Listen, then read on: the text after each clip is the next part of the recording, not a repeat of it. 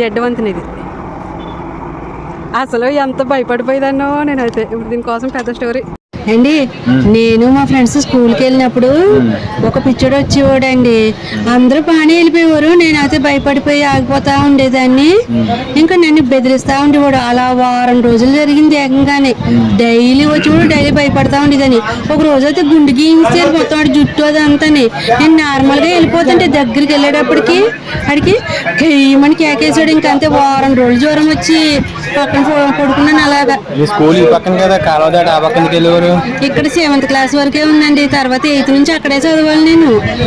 ఇది జడ్డొంతుని దాటి వెళ్ళాలి అవతలకి. అండి నేను ఇక్కడే 8th క్లాస్ నుంచి 10th క్లాస్ వరకు చదివానండి. ఎందుకు నీకు అంటే కోపమా ఇష్టమా? కామెడీ ఫీజా? ఏ క్లాస్ నువ్వు? 6th క్లాసా?